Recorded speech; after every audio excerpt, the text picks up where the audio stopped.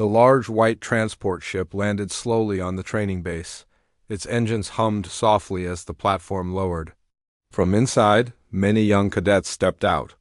Some had scales, some had fur, and a few looked almost human. But one alien girl stood out. She was small, with shimmering wings folded tightly behind her back. Her name was Lyra Eyes, and she was from the peaceful and proud Arathi race. Lyra's eyes were wide with worry. This was her first time on a human world. She had read about Earth and the Terran Alliance, but everything here felt loud and fast. The air was heavier than on her home planet, and her breathing mask kept slipping from her face. She tried not to look scared. The other cadets walked toward the welcome hall, laughing and chatting. Lyra stayed back, trying to adjust her mask quietly. That's when a human officer noticed her. He had short brown hair, a strong jaw, and a calm voice. His name was Lieutenant Jonah Reed, a respected engineer and the top human exchange officer. In this class, "Hey," Jonah said gently, kneeling beside her. "Need some help with that?" Lyra looked up, surprised. She was not used to humans speaking in such a kind tone. It keeps sliding," she said quietly. Jonah took a look at her mask. "Your harness strap's twisted. May I fix it?" She nodded. He carefully adjusted the strap, tightened the sides, and reattached the valve properly. "There, try breathing now." Lyra tested it and blinked in surprise. "Much better, thank you." Jonah smiled. "You're welcome, I'm Jonah." "I am Lyra Eyes, daughter of Izraelin," she said, bowing slightly. "Glad to meet you, Lyra. Welcome to Earth Command Training Base." They walked toward the hall together. Lyra felt strange. No one had ever made her feel calm this quickly before. She looked up at Jonah and decided to say something important. "In my culture," she said, "a partnership cannot be accepted unless a mate proves their skill." Jonah looked curious. "A skill? Like what kind?" Lyra hesitated. "Any skill? Something useful? Something noble?" "Something that helps the tribe. We call it the skill proving. It is very old." Jonah nodded slowly. "Interesting. So, before someone becomes your partner, they have to show you what they can do?" "Yes," she said. "Only then can trust begin." Other cadets overheard her and started whispering and laughing softly. One reptilian cadet nudged another. "Did you hear that? Humans gotta earn a date now?" Jonah ignored them. He could see that Lyra was already nervous, and the teasing wasn't helping. "I think it's a beautiful tradition," he said firmly. "You honor your people with it." Lyra's wings fluttered lightly. She looked down but couldn't help, smiling a little. "You are kind," she whispered. Inside the welcome hall, all the cadets took their seats. A large hologram lit up, showing the logos of different allied species. A voice welcomed them to the officer exchange program. "You have all come from different stars, different planets, and different ways of life," the voice said. "But here you will learn together, fight together, and grow stronger together." Lyra looked around. She saw beings of every shape and color. But even with so many aliens around her, she still felt alone, except when she looked at Jonah. He wasn't flashy or loud, but there was something calm and steady about him. And maybe, just maybe, she hoped he would try to prove something, not because he had to, but because he wanted to. After the speech, everyone was guided to their quarters. Lyra's room was small but clean, with a curved glass window showing Earth's blue sky. She placed a small crystal on the table, an Arathi charm of new beginnings. There was a soft knock at her door. She opened it to find Jonah holding a small toolkit. "I noticed your breathing harness is an old model," he said. "If you want, I can help upgrade it tomorrow. Just a quick modification." Lyra paused, then nodded slowly. "Yes, that would be appreciated," he smiled. "See you in the morning, Lyra." As the door closed, Lyra looked at the crystal again. She touched it gently. "Maybe he will be the one," she whispered to herself. The next day started. Like any normal training day. The cadets woke up early, dressed in their training uniforms, and walked together to the engineering labs. Each group was assigned a project. Repair a damaged ship engine simulation within 1 hour. Lyra Eyes stood quietly at her station. Her breathing harness now felt perfect. Jonah had stayed up late the night before, tuning it with small upgrades. It was lighter and smoother now. She hadn't thanked him properly yet. She wanted to, but the words always got stuck. Jonah was assigned to a nearby station with 3 other cadets. He glanced at Lyra once and gave her a friendly nod. She quickly looked away, wings fluttering nervously. She was still not used to human smiles. The instructor, a tall robotic assistant, gave the signal. Begin engine module repair. Timer, 60 minutes. Panels opened and the work began. Wires sparked, coolant tubes hissed, and warning lights blinked. Lyra focused on her task. Her hands were gentle but precise. She moved like a careful artist, checking every line twice. She didn't work fast, but she never made mistakes. Then suddenly an alarm blared. Warning! Plasma leak detected in lab section C. A red light flashed across the room. Everyone froze. Sparks burst from one corner of the lab. A pipe had burst open, and hot steam filled the air. A fire suppression system activated, sealing doors and locking the affected section. Jonah's team was inside that section, and so was Lyra. Panic spread quickly. One cadet tried to force the door open. Another shouted into a panel. The instructor's voice came over the speakers, calm but serious. Lab Section C is sealed for safety. Do not attempt to override systems. Assistance is on the way. Inside the sealed room, Jonah scanned the area. The plasma leak wasn't large, but it was building pressure. If the main valve failed, the entire lab unit could be damaged. Worse, it could injure everyone inside. We need to release the pressure. Manually, Jonah said, the auto control is fried. But we don't have the tools for that. A cadet shouted. Jonah didn't waste time. He dropped to the floor and opened his toolkit. He pulled out a wrench, 2 wire clamps, and a heat resistant. Cloth, Lyra, he called out. I need someone with small hands. Can you fit inside the side panel? Lyra hesitated. She looked at the narrow gap near the base of the engine. It was dark and hot air came out in bursts. But she nodded. I can try. Jonah handed her the wire clamps. Once you're in, follow the blue cable. Use this to attach the bypass. I'll hold the outer valve open from here. She crawled carefully inside. The heat was sharp, but she trusted Jonah's instructions. Inside the panel, lights blinked wildly. She found the blue cable and reached for it with steady fingers. Jonah, on the outside, worked fast. He tied the cloth around his hand and gripped the valve. Almost there, Lyra. Just another 10 seconds. I see the clamp point, she said. Her voice shook, but her hands did not. With a snap, she closed the clamp around the cable. A hiss of steam escaped. The pressure inside the engine dropped quickly. The warning lights blinked off one by one. The room went quiet. The emergency lights turned green. The sealed door unlocked with a soft click. Jonah helped Lyra out of the panel, brushing dust off her arms. You okay? He asked it. She nodded, a little breathless. Yes, I followed your plan. Couldn't have done it without you. The other cadets cheered. Even the instructor's voice sounded impressed. Manual pressure release successful. Cadets Jonah Reed and Lyra Izur quick action prevented a system failure. Well done.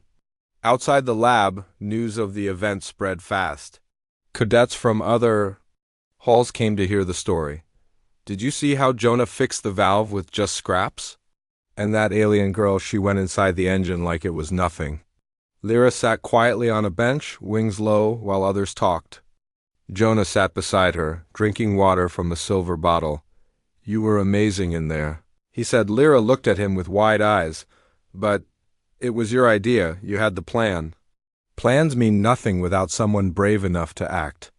Lyra looked down at her hands. She remembered what she said on her first day. A mate must show their skills. She had just seen Jonah's. In the middle of a crisis, he stayed calm, worked smart, and helped others. She didn't say it aloud, but in her mind, she quietly marked it. Skill proving, first test. Complete. The bright training field stretched under a clear blue sky. 3 Allied Schools Earth Command, Arethi Sky Guard, and Thalassen Marine Academy had gathered for the yearly combat exercise. It was half sport, half war game. Cadets carried stun tag rifles that painted a harmless yellow mark on anyone they hit. The goal was simple: Capture a beacon at the center of the field and bring it back to your own base. Lieutenant Jonah Reed stood at the edge of the starting zone, helmet under his arm. His team wore light body armor marked with blue stripes. Around him, human cadets checked power packs and joked about old scores. Jonah smiled at their energy, but his thoughts were calm and steady like tools neatly set on a workbench across the meadow. Lyra's adjusted her smaller armor plates. The earthy gear curved around her wings, leaving room for sudden flight bursts. Her squad carried rifles painted green. She felt her nerves chewing at her courage. 2 days earlier, Jonah had treated a homesick Thalassan medic with gentle songs, proving his empathy. That counted as the second skill proving in her private ledger. Now came the third test on her, and it would happen in a contest where teams usually showed little mercy. The loudspeaker crackled. All squads, ready positions. 30 seconds to start?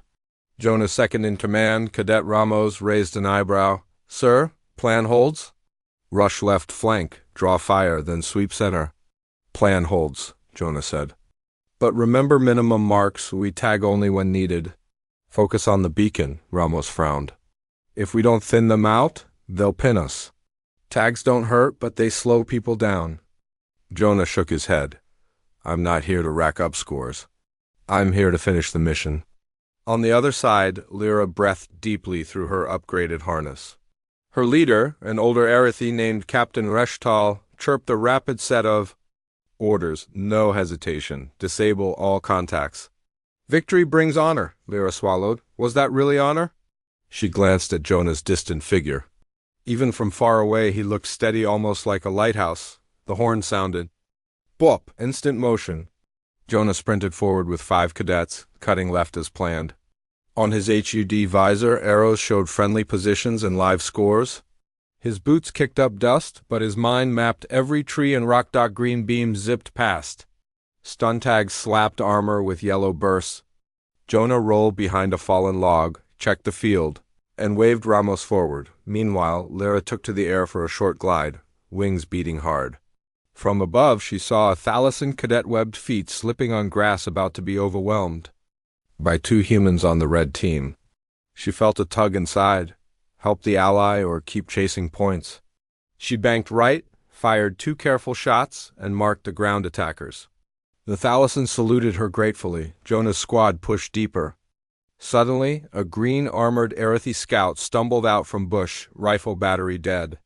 Behind the scout came 3 red-striped cadets yelling triumph. Jonah could tag them easily. They hadn't seen him yet. He lifted his rifle, then paused. The scout's wings twitched in fear. Jonah lowered his weapon and stepped into view, hands spread. Stand down! Move to neutral zone, you're out of ammo. The red cadets gaped. One young man asked, Why wave us off? Free points, Lieutenant. This cadet is defenseless, Jonah said. Let her walk. He leveled a firm stare. The Reds shrugged and moved on. They still wanted glory somewhere else. The scout bowed quickly to Jonah before hurrying away. Hidden cameras around the field caught everything, sending it to judges. Minutes later, chaos erupted near the beacon, an old steel pyramid in a ring of barriers. 3 teams converged. Stun rays painted the air like sun-bright threads. Cadets slipped, dove, and shouted. Jonah slid behind a crate, scanned, and saw Lyra pinned between 2 red shooters. Her armor already showed 2 yellow marks. 1 more, and she'd be out. Jonah could ignore it. She was an enemy right now.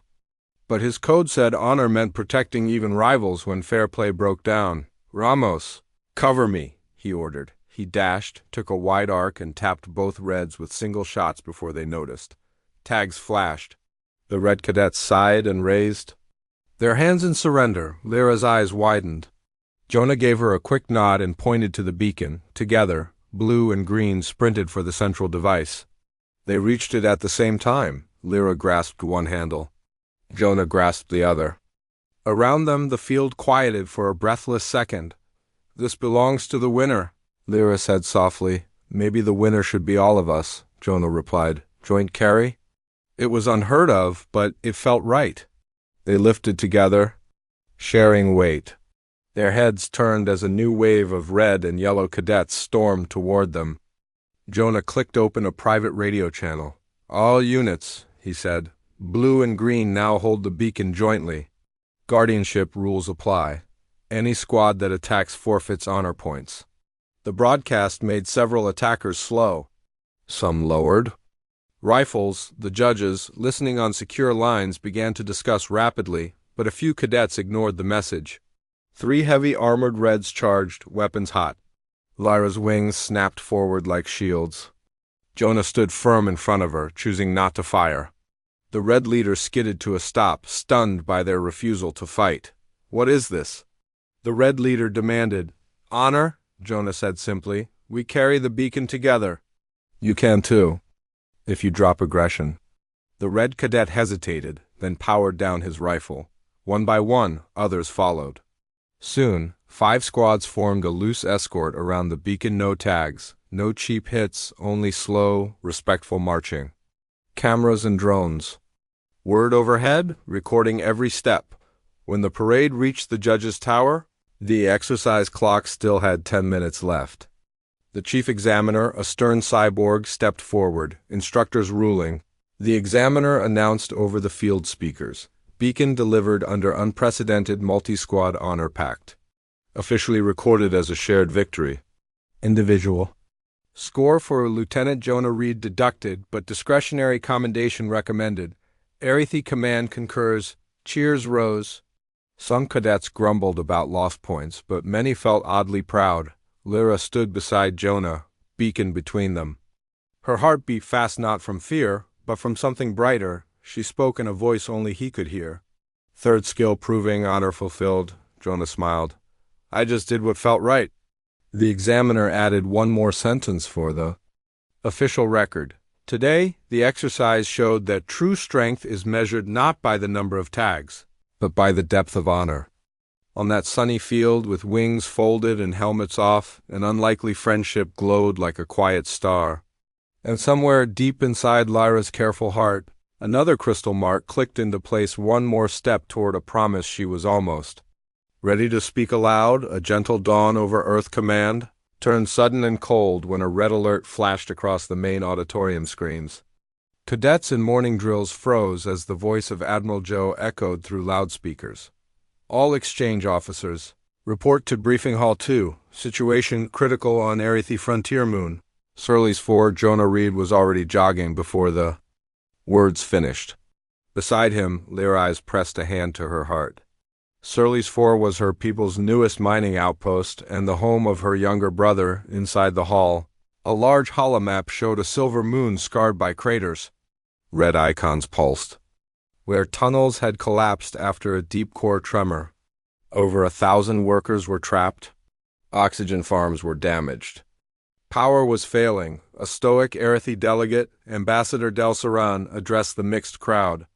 "Rescue ships cannot land safely. Dust storms block the only spaceport and the crust is unstable. Central Command suggests evacuation be declared." "Impossible." A murmur filled the room, shock, then anger.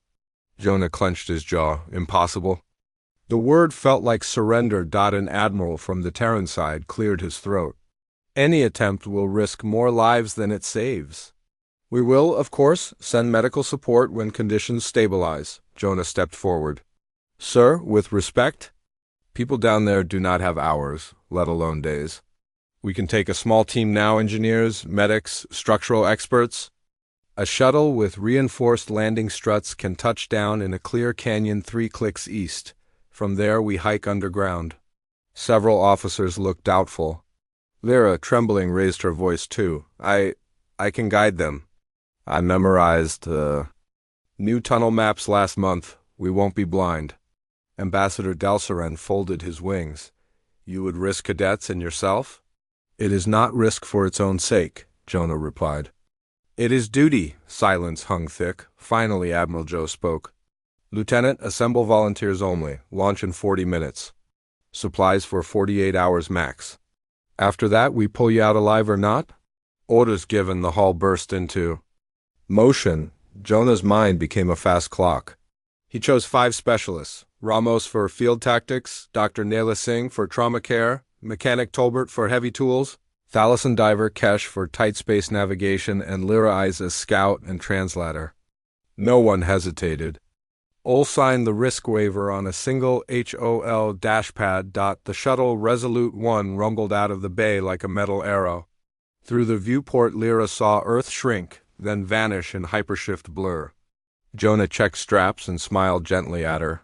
You okay? My feathers are shaking, she admitted. Mine would be too if I had any, he joked.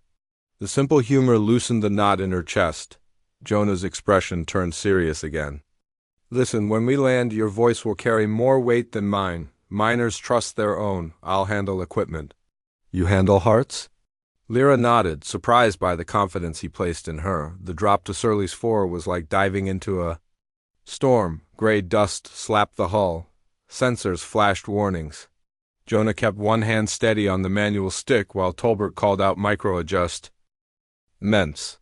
With a final jolt, landing skids bit into the canyon floor. No welcome lights, no metal pads, only rock, wind, and the low roar of a planet still trembling. Suits on, filters double, Jonah ordered. We move.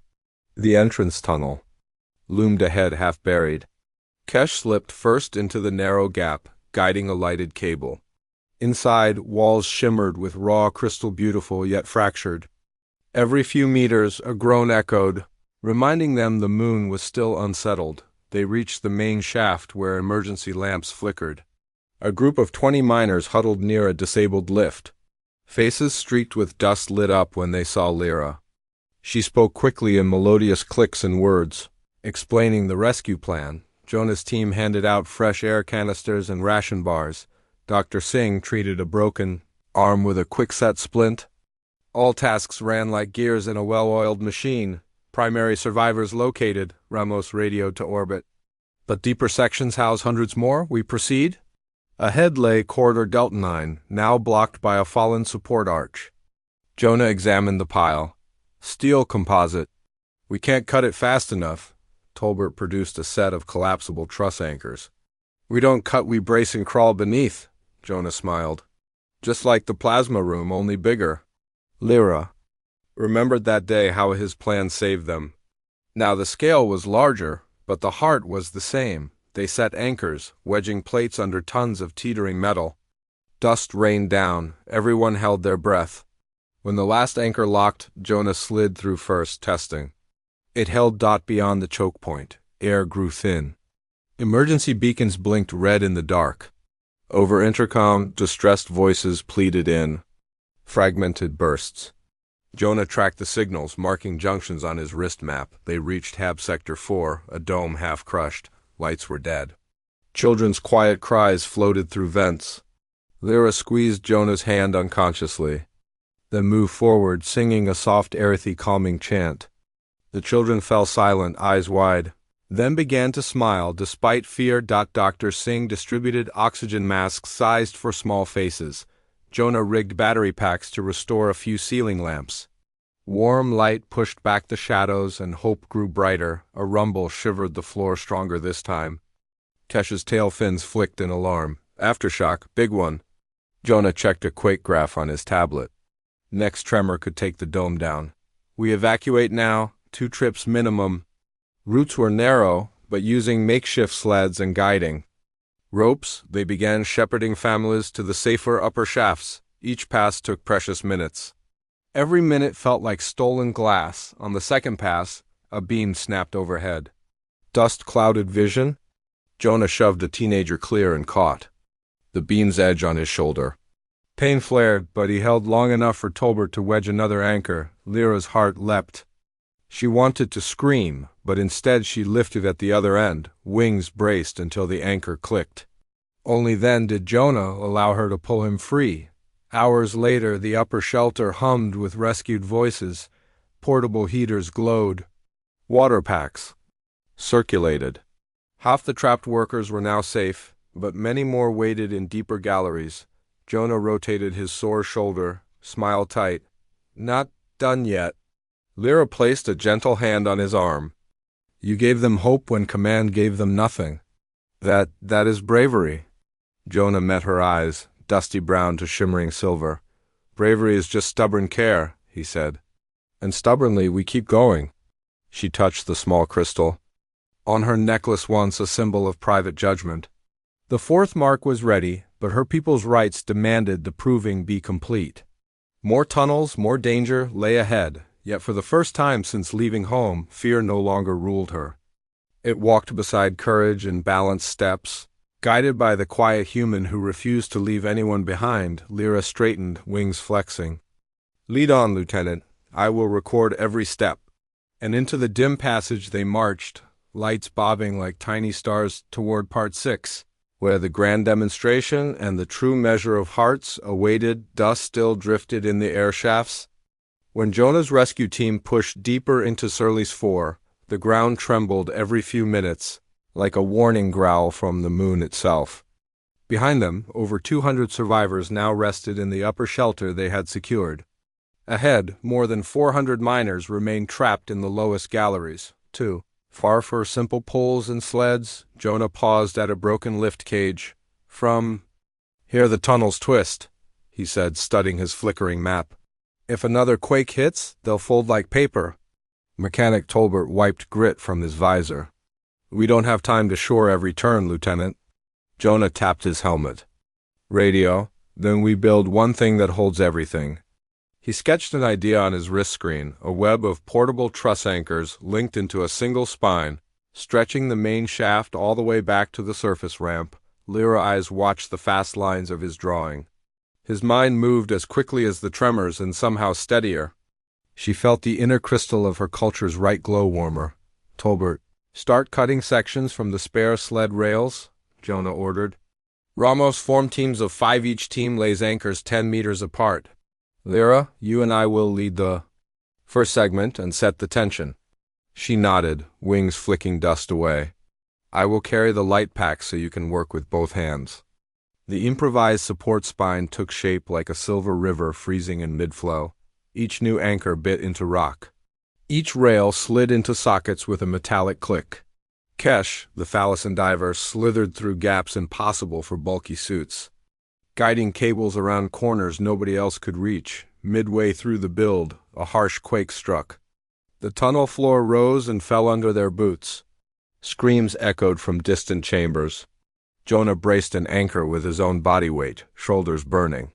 Lyra pressed both palms to a cracking pillar and began an erythy harmonic chant. The low, steady notes vibrated through the stone, easing the sharp creaks until the quake passed. Dr. Singh stared in wonder. Did that really calm the rock?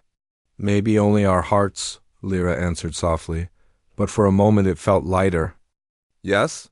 Jonah smiled behind his cracked face shield. Either way, well sung. Now let's finish this spine before the next shake. At last they reached the deep galleries. Power was gone. Only weak glow sticks marked doorways.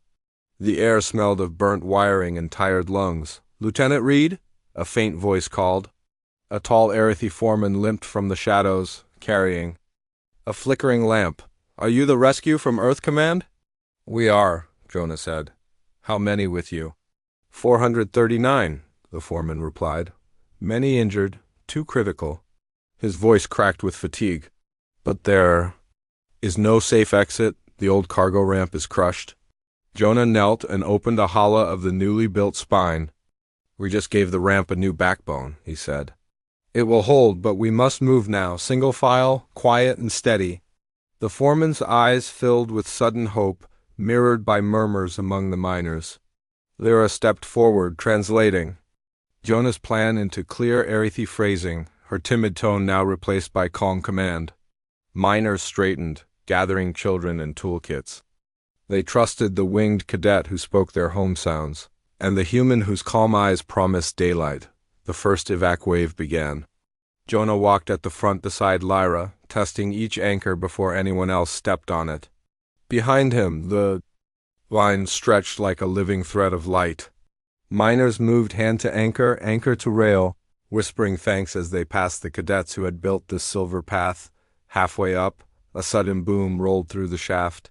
Anchor number 23 sheared loose. Rock dust rushed out like breath. The spine lurched.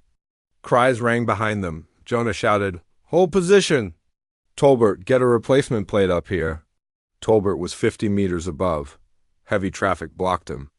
Without thinking, Jonah clipped his harness to the loose rail and leaned into the gap. Arm extended. Lyra grabbed his belt, wings braced wide to counterbalance. "You will fall." She warned. "We both might," he answered, "but they all won't." He wedged his own carbon steel wrench into the anchor slot and twisted. Metal groaned, then locked. The spine steadied. Applause rippled through the tunnel, an odd, ragged sound of gloved hands against rock, but full of gratitude. Lyra's heart hammered. Her grip on Jonah's belt did not loosen until he was safe on firm ground again. In her right ledger, another bright mark etched itself, courage that shields many hours later. The last group climbed the surface ramp. Sun-filtered light poured through the canyon mouth, painting every helmet gold. Cheers erupted as the final child stepped onto level rock, a relay drone whirred overhead. "Command to Resolute 1. Seismic readings show major collapse imminent. Evacuate immediately."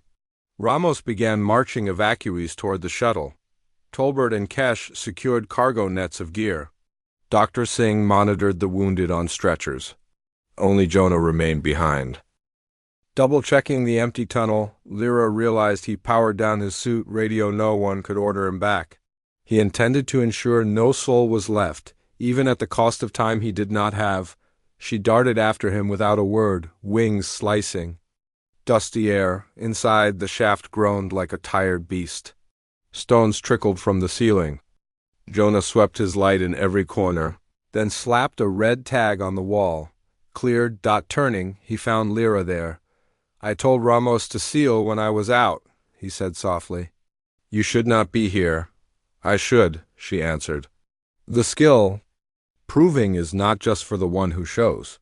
It is also for the one who witnesses. A roar cracked the spine behind them, anchors popping in a deadly wave. Jonah grabbed Lyra's hand. "Run!" They sprinted, boots sliding on loose gravel. Dust clouds chased them, swallowing lights.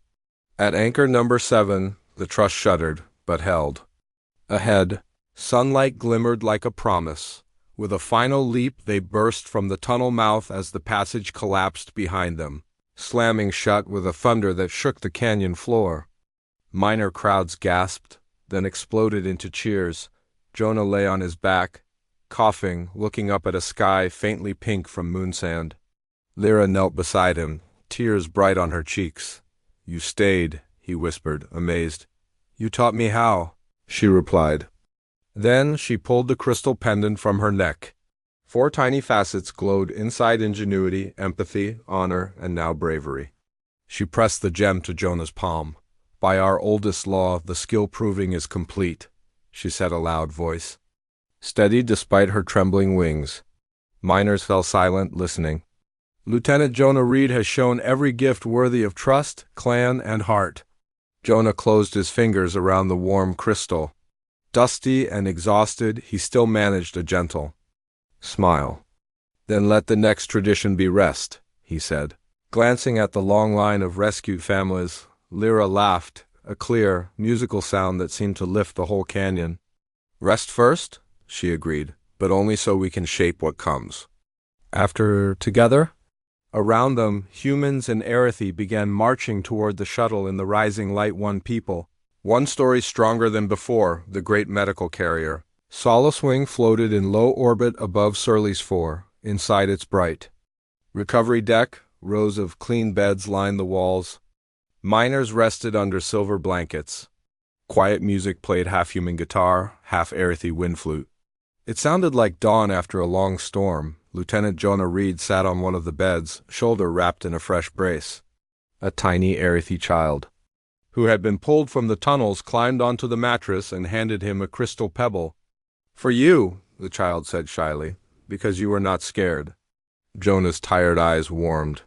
"Thank you, little star." He closed the child's fingers back around the pebble. "Keep it so you always remember your own courage." A nurse led the smiling child away, across the bay. Lyra Eyes spoke with Ambassador Del Saran and Admiral Joe. Her wings were still dusty, but her voice was clear. "The colony stands saved," she said. The miners asked to return as soon as repairs finish. They believe fear cannot live where hope has walked. Ambassador Delsaran clicked approval. Your words honor our people, Cadet Lyra Eyes. And this human officer, he has shown us a path we did not see. The Admiral turned to Jonah. Lieutenant, Command will issue the Stellar Valor Cross, but the miners already gave you something greater trust. Jonah nodded, humbled. A chime echoed over the intercom. All senior delegates, please gather. In observation hall, Lyra's wings fluttered. She touched the crystal pendant now hanging from Jonah's dog-tag chain. The tiny facets still glowed softly. Time, she whispered. Jonah stood. His shoulder ached, but his steps were steady. He followed Lyra down a clear corridor that curved toward a glass-walled chamber. Outside the glass, Surly's force spun like a silver marble. Healing quakes now silent. The hall was filled with humans in navy coats, erythi and flowing sashes, thalassans, in shimmer suits, and even a trio of small Grell engineers. Flags of many worlds hung from the ceiling. At the center waited a low platform of polished wood. Upon it 2 plain stools faced each other. Nothing else, no armed guards, no trophies. Just open space. Ambassador Delsaran stepped forward and raised a slim staff. We conduct the rite of shared skill, he announced. His voice carried ancient weight. Once, this rite joined villages. Today it may join worlds. Whispers flowed across the crowd. Most had never seen the rite with a non-erythi partner. Jonah glanced at Lyra. You're sure? Her wings folded, calm. I am sure. They walked onto the platform and sat. Lyra produced a small case and opened it. Inside lay a second crystal, uncut and dull. She held it up. In the proving, she said, voice steady, a witness marks each skill shown. When all are complete, the witness must pour her own promise into a twin stone. Only then is balance kept. She placed the dull crystal between them. With slow breath, she touched one glowing facet of her pendant and then the new stone. A spark leapt, first blue, then gold. One face lit. My promise, I will match your ingenuity with endless learning. She touched another facet, green light. I will match your empathy with patient listening. Third facet, silver. I will match your honor with open truth. Fourth facet, red. I will match your bravery with unwavering support. At each pledge, the crowd grew more silent. As if the air itself leaned in, the new crystal now shone almost as bright as